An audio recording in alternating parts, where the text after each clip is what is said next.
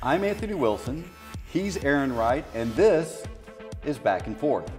Now, you may know that on Wednesday mornings after a Tuesday City Council meeting, I'll go onto Lone Star 92.9, onto Aaron's morning radio show, and we'll talk about what happened with the City Council the previous day. He'll pontificate a little bit, I'll answer some questions, and it's actually proven to be quite popular.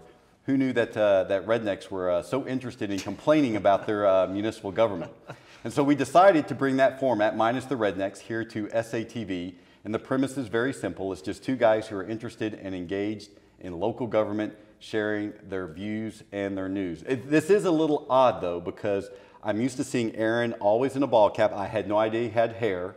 And usually we have a little Spandau ballet coming in to introduce me. Now I'm in your territory, and first of all, I got to reject the notion completely that my audience is full of rednecks, or to lump them all together under that label. Our station, our audience, we've been able to, I think gain a lot of people interested in city politics who might not have been beforehand. So just by presenting it in an entertaining fashion, you've been a part of that for the last few years. So I appreciate that, and I look forward to this project and working with you guys. So let's get to it. Aaron, what's our first issue that we're going to discuss? Well, let's start off with one that's on people's minds right now, and that's street maintenance.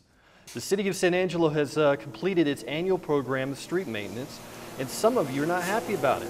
Critics say the $3.6 million spent on seal coating would have been better invested in rebuilding certain city roads, most notably Bell Street. What say you, Mr. Public Information Officer?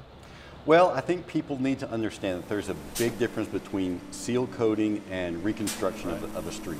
Seal coating is simply a preventative maintenance measure. Think about it like waxing your car or repainting your house. It's a thin layer of asphalt with rocks that's put over a street that's already in some pretty decent condition to extend the lifespan of that street. It keeps water from seeping into the base of the roadway, because once that happens, then the road becomes compromised, and we see a major failure like we do at Bell Street. And in fact, there are plans to rebuild Bell Street. That project is going to begin in the spring. It'll be a three-phase project, so that begins in the spring. This fall, we'll actually begin rebuilding MLK. And so the City Council has approved. There's a reason for that. We'll get to that. Yeah, and the City Council has approved a 10-year, $80 million plan to address those reconstruction needs. But keep in mind with seal coating, it costs about $2.50 per square yard to seal coat a street, as opposed to about $150 in order to reconstruct a street, and that's per square yard. So it's much more economical for the taxpayers that we do this preventative maintenance to have to keep from rebuilding all of our streets. Well, I get the populist look at it a lot of times with my audience and people that I correspond with, and I mean, there's complaints even about that. Too much gravel in the seal coating. Like, are there seal coating experts out there who know that it should be a certain combination? I don't know, is it gravel and what's the tar? And, it's asphalt. Asphalt, so it's a combination of too much gravel in that you hear from some people. I don't know if that's the case, or you've heard that from the Public Information Office. We have, and in fact, there are experts out there. They're called engineers. And they work for the city, and they inspect all that work to make sure it does meet specifications. So, I always think with streets, it's a little bit of a danged if we do, danged if we don't situation, where either we're not doing enough to improve streets, or we're doing something that people don't like to improve or maintain their streets. But I'd be remiss not to ask, how does Bell get to the condition it is? How does it get to that point over a matter of years? What happens there? There is no doubt that our frugality has sort of bitten us in the rear end when it comes to Bell Street or some of our water infrastructure or MLK. And, and so to the City Council's credit, they've really stepped up. They found a way to finance $80 million worth of street reconstruction without having to raise the property tax rate. So we understand people's frustration that things haven't been done in the past, can't really address that, but we are trying to address things now and in the future. But to that person who may have that complaint about Bell Street specifically, there's a reason isn't happening right now. That is right. And but we'll get to that. That's a segue or a tease. All right. Well, we'll go on then to issue number 2, which is about water infrastructure. We've talked about street infrastructure. This is water. Before the reconstruction of MLK and Bell Street and other city roadways begin, aging water and sewer lines beneath those streets will be replaced. That keeps us from having to tear up a new street in order to fix a water main break. Aaron, so in your mind, does the ability to finance these sort of improvements validate the necessity of the water rate increase that took effect in January? Well, it's not my area of expertise, Anthony, but You know, the water and sewage lines in this city are obviously antiquated and obviously an issue in many different areas, in many places. And we see that in evidence by, you know, the water main breaks that we do have that shut down areas of the city at times and take away water from people in their homes and their businesses and everything else. So it can be a problem. And I think we can agree there that yes, that's an issue that needs to be taken care of, and it's something that's, I'm sure, you know, and it's not my area of expertise again. It's not cheap to do. It's not cheap to do, and to do it in a way that takes care of certain areas, I think, is smart. But you know, what I hear from that water infrastructure side, from my audience, from people again that I correspond with, that I get kind of the populist ideas from, is the question of, you know, people and citizens and their homesteads and their their properties. Replacing their own and what goes into that, because a lot of times theirs are just as aged as what the city has put down. So to you, I ask to fill me in a little bit more with that, because it's something I don't completely understand, but I do understand that yes, it's antiquated, and for what you're saying is true with Bell Street specifically, we do need to lay that water before we put down a new street, lest we be digging up the new street that we're putting down and damaging it, and that doesn't make any sense. So to that person out there, they need to think about that whenever they're thinking about Bell Street, you know, it being a project for after MLK. But explain a little bit from the city's perspective what people need to understand about all of this. Well, of course, we did have the water rate increase that took effect in January, and it's going to be phased in over 5 years, as you know, and nobody wants to pay more for water. And I'm not going to argue that. Like, listen, if we're, you know, we can't fix these problems without revenue, and that's something that people have to realize, and I'm fine with that, and that's why I don't really argue the point. But I want to understand better, like I said, from the homeowner's perspective, because I'm not a homeowner personally. I live in an apartment, so it's not necessarily my sensibilities. From the homeowner's perspective, I hear all the time, though, the city's issue with water infrastructure and what they need to do, and how they basically need to work in concert with the city.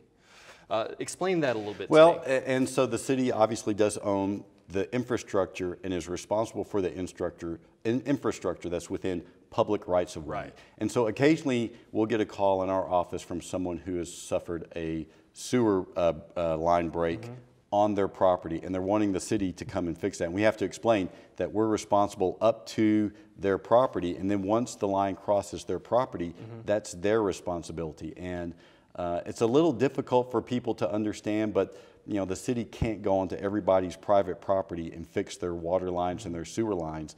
Those are the responsibility of property owners. And in fact, the city offers, by endorsing through a company, some low-cost infrastructure insurance for those who want to ensure that if something like that, God forbid, should happen on their property, they've got a little bit of protection.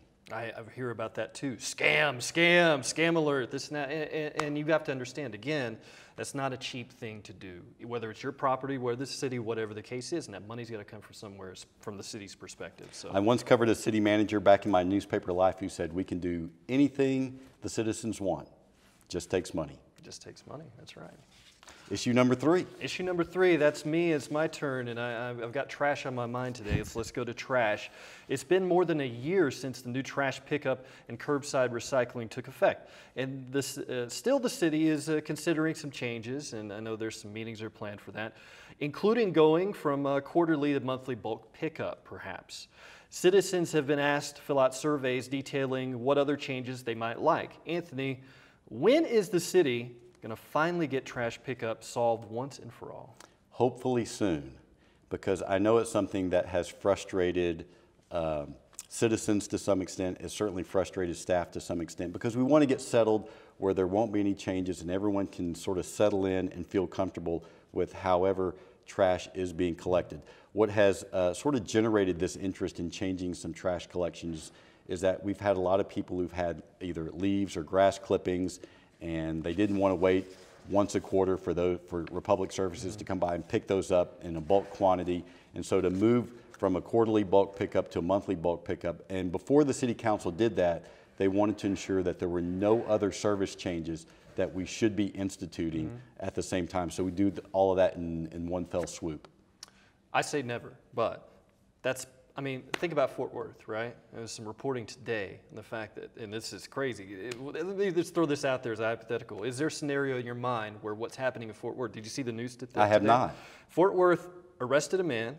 There's a man in custody for not adhering to their trash rules, which are very similar to what ours are now. And Fort Worth also has, I believe, in the 30 plus warrants for people's arrest for not adhering to those principles. So in the grand scheme of things, we've got it pretty good so far compared to what's going on in Fort Worth. But there's always, it's never going to be perfect for everybody. That's the thing we have to kind of acquiesce to. Like, and that's true. You know, our operations director said we could provide any level of customized service that people want. It's just a matter of what are people willing to pay for? And the reason that we have the automated trucks is because it's most cost effective for the vendor, and thus it keeps the cost lowest as possible for the end consumer. And so that's why we had the move from men on the backs of trucks to automated trucks. And so some people are never going to be satisfied with that. Some people probably didn't like the way it was done before. But you know, we live in a community, so we have to settle on one way of collecting garbage. In defense of Republic Services, and I won't do that a whole lot, but in defense of them, we make their job hard. And that's, I think, why what's happening in Fort Worth is happening to a certain point. Well, and I have no idea what the ordinance says there. All I can say is in San Angelo, if people were not adhering to the trash collection, they would not be served a warrant and would not be arrested. They might be issued a citation. Well, I think that's what, yeah. Okay, and then if you don't respond to the citation, you could end up in court. But the trash police are not going to come and cuff you and stuff. For the repeat offenders, yeah. We don't expect that anytime soon in San Angelo, at least. But like I said, there's a lot of moving parts there still. Pardon the pun, but there's a lot still to figure out. And I think, you know, there's been a rescheduling of that meeting. And let me ask you this, as a public information officer, do you have access to the surveys that have been filled out by people to this point? Has it been through your office? I do. And I mean, frankly, we are not seeing a lot of surveys being turned in, at least via the online method at this point. Can you give a ballpark of about how many to this About point? 300. 300 out of how many water bills? We have 30,000 households that we serve with trash collection. 30,000 households, about 300, so that's 1%. Or less than one. Yeah, it would be 1%. 1%, That's right. Right at 1% response rate to that survey.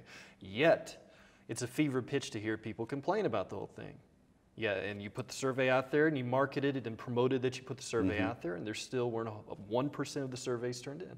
And if you think about the turnout you would get to one of these meetings, it's a decent turnout usually. I think the last water meeting like the one we're talking about, has there been a meeting like the one? There was, and it had about 50 to 70 people 50 to 70 people. So we're talking about a very, very small percentage of people actually making their voice heard with the people that matter about these issues. But they are making their voice heard because they're very vocal. But they're very vocal in social media and everything else.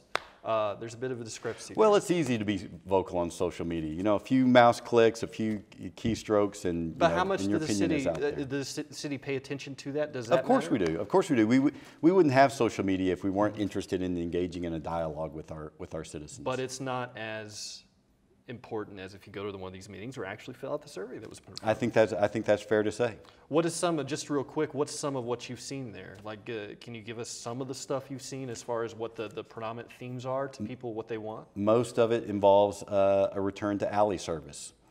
And we could do that. Again, that's one of those customized services that we could provide for, we could put men on the backs of trucks, run those through older neighborhoods that have smaller alleys that cannot accommodate the automated trucks. But again, at that point, you're talking about increasing the cost. Right. And so, for instance, Aaron, let's say you live in Bentwood or the Bluffs or one of the areas in Pauline or Southland where there are no alleys. So why is it that you would want to pay more for someone in, let's say, Santa Rita to have alley service? And there's the rub. That's what makes this a much more complicated issue than I think people understand. Well, the whole reason it isn't in alleys now is because of the automated. That's right. That's the whole reasoning for it. Just didn't work that way. That's right. You know, you can't have your cake and eat it too, I guess. I guess not. And I'm sure there's a myriad of other things that are, but I mean, we're talking aesthetics there, right? We're talking about how it looks on the streets and all that. And you and I have talked about this. There are a lot of other cities that have this, that have curbside recycling, that have curbside collection and all that, and they're just fine. Before I moved to San Angelo in 2004, I lived in Abilene for 13 years. It was always collected on the street, and so I was really surprised when I moved to San Angelo, and at that time, the mayor, J.W. Lawn, had proposed the sort of system that we have now. Yeah. and the community went crazy. They did. And I have to be honest with you, I thought to myself, what sort of a place have I moved to? Because it was all that I knew, living in Abilene. So, but we just have a different culture, different way of looking at things here. People don't like change. They do not like change. Issue number 4, payday loan regulations. Payday loan businesses often charge customers interest rates of 400 to 500%, and state lawmakers in recent years have failed to do anything to regulate that. So many cities are stepping up and filling that gap. Our own city council has voiced interest in considering an ordinance to offer those lenders some level of protection. I'm interested to know if my libertarian co-host thinks that this is an area that local government should be encroaching upon. Well, this is right up my alley. I know. And as soon as this was put on the docket for City Council, okay. And I actually jumped into a little bit of research about these issues because I'm not necessarily familiar with a lot of what the payday loan industry is or what's entailed in that. But found out some things I think are very important and prudent to this. First of all, payday loan interest rates, people think that it's price gouging. People think that, and I'm not an apologist for that industry at all. I'm looking at it from a pragmatic point of view. It's a legal industry. It's a legal industry that in certain ways is regulated in different ways and in various and sundry ways. So let's talk about it first and foremost about what it is. 400 to 500% interest gets thrown around a lot by And that's folks. an annual percentage That's rate. what gets thrown around a lot, but that's an annual percentage rate past the short-term length of what the loan should be, usually, is the case, okay? So that is, the percentage rate that is put out there a lot is to cover the high cost of operation and maintain a nominal profit. In fact, a Fordham Law School study from 2007, granted a few years ago, but in 2007, a Fordham Law School study showed that payday loan businesses as a whole average 7.63% profit. So they're not getting rich off the payday loan industry. That's a fact. And people think that it is something that is, like I said, it's predatory. It's all about, you know, big profits and this and that. And the facts are it is not. And to use the word predatory a lot of times is more of a political attack on an industry that certain people just want to see go away. But that's been done too. In fact, in the state of Virginia, I believe about the same time, in 2008, the state of Virginia passed laws statewide that Texas talked about but didn't do, that for all intents and purposes made it impossible for those businesses to maintain their profit lines. And in doing so, what they did is they just proliferated and created a vacuum and proliferated a huge influx of car title loan companies, okay? Because what you have is a lot of people who don't have credit or they have bad credit, and they don't, you know, lower income people who are looking for a solution to a problem, okay? Whether this exists in San Angelo or not isn't going to change that, and all it's going to mean is other businesses are going to come along if we do things to make it difficult for those businesses to be here. But to call them predatory, I don't think is fair. I don't think it looks at the history of things that have happened in other places. You know, and if you do this, if you make it impossible for folks to get there, because most people do this as a matter of just, you know, getting through a problem, getting a solution, a fix to a problem. If you do this, what happens to crime rates, you know? We have a shrinking middle class as it is already. What happens there? And let me ask you this question, Anthony. It's just an anecdote that I kind of came up with this in the whole deal. And we don't have Uber here, so I'll just use taxi service as a whole. But payday loans are a short-term loan. As we were talking about, that's what they are. They're not long-term, they're short-term. What if you took a taxi cab or Uber car from here to Denver, Colorado? What do you think your bill would be at the end of it? Oh gosh, it'd be in the thousands of dollars probably. Because it's a short-term loan of a ride, so to speak. Short-term loans are the same sort of thing. If you don't pay them within what the terms are with whoever, you know, whatever company you're doing business with, then it's going to stack up on you just like that cab ride or your Uber ride would. And that's what I think people need to think about. And government regulation in this case, and in most cases with businesses like this, isn't helping anything. Well, and it's not to say that the City Council is necessarily going to do anything. They want to look at their options. The Texas Municipal League has sort of a template for an ordinance for this. And there were some members of the City Council who said, you know, there is something to be said about the end consumer having some accountability and responsibility and to the old saying of let the buyer beware. And I think that's true. Awareness could be just some sort of awareness campaign, something to make people aware of what they're getting themselves into whenever they engage in this legal practice. But more than that, I think that Councilman Richardson was coming from a good place in what he was bringing to the council to discuss and all that. But I just don't think that government regulation helps here. In fact, it probably makes matters worse and may bring things that we don't want to town. This is a practice that, like I said, it's not a pretty practice. It's not a practice that's fun to hit somebody with that kind of interest rate. But again, the 400 to 500% interest rate isn't necessarily something that they're doing to get rich. They're trying to maintain a profit margin of, again, by Fordham Law School study, 7.63%. And that's a fact. All right, so we're going to heat it up here just after this, but let's take a little break, come back, join us, and you're going to hear Aaron just go off. When the sun is smiling, it makes me want to sing. The world is brighter when I see the possibilities. So come along with me, let's find something new. No one knows what's waiting just around the bend. So let's go find out how to have a happy end. Come along with me, let's find something new. Come along with me, time to find something new. La da da da da, something new with you. La da da da da, something new, something new.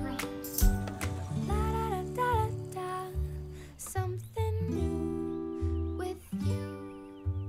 La da da, something new, something new. And we're back. This is a segment we're going to call Let's Dance, with appropriate nods to the late, great David Bowie. Anthony or myself will deliver an impassioned rant about an issue, and then we'll be subject to harsh rebuttal by the other. I want to jump back into the city issue that has more people ranting and raving in San Angelo than any other recently, and that's the Republic Services trash deal. Doing the radio show that I do, I hear about it from tax-paying folks, from the aesthetics of street collection to billing increases to bulk collection issues, and on and on and on. As we talked about earlier, we can have discussions about those issues, and justifiably so, but for my money, one issue about the trash deal stands above all others, and that's the fact that we really don't know much about it. The details of the actual deal the city made with Republic Services are sealed and protected from public view because they are considered trade secrets. As a staunch defender of government transparency, this has always troubled me. And unfortunately, right now in the state of Texas, this sort of thing is the norm. You see, in 2015, the Texas Supreme Court ruled that there could be a number of loopholes that city and state governments can use to keep details of its private sector deals secret. Across the state, citizens are blocked from knowing information like school districts spending on new lavish food service contracts. City contracted Uber drivers' information are blocked from public view, and even the cost of an Enrique Iglesias concert bought by the city of McAllen. Nope, trade secret. And yes, as stated by the city attorneys, our trash deal in San Angelo too. Now, even I concede certain proprietary information about companies should be shielded from public view. But that was even the case before this Texas Supreme Court ruling, and that's why there's executive session. But the simple fact is, in a time where the city's revenue falls short of being able to offer raises to city employees, and the city can't even hold up its end of the deal with the meet and confer agreement with the San Angelo Police Department, shouldn't we be able to see what money is coming in and what taxpayer money is being spent on a trash deal that it seems most people are generally unhappy with? It's time for transparency, and it's time to be able to see where the numbers of this deal stack up to where they were in past budgets. Unfortunately, the city is protected by the court's ruling in what the former Deputy Attorney General said blew a hole in the Texas Public Information Act.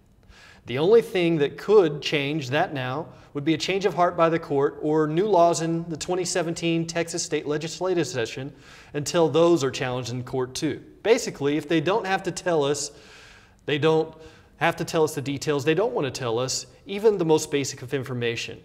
And that doesn't make them trade secrets, just secrets. And your city government shouldn't have those, Anthony. All right, all right, all right. Let's dance indeed. Okay, Aaron. There were so many things that I sort of took exception to in that. I actually had to write this down. So first, let's talk, you were talking about the garbage contract and the landfill contract. And I just want to note that both of those were online on the city's website for about a year. Now, we took them off just simply because they weren't generating a heck of a whole lot of traffic and we didn't want to clutter the site. However, anyone who wants a copy of either one of the contracts, garbage collection and or landfill collection, you just email me. So Brian, throw my email address up on the screen right now.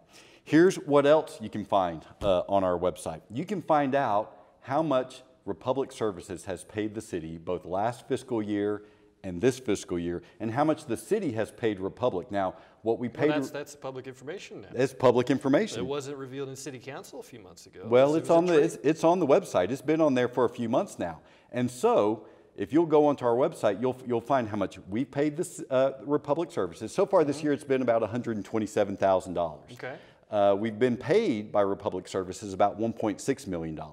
Now, the $127,000 is related to overages from people taking advantage of their free monthly dumping. Once it reaches a certain tonnage, then we have to pay a percentage of that back to Republic Services.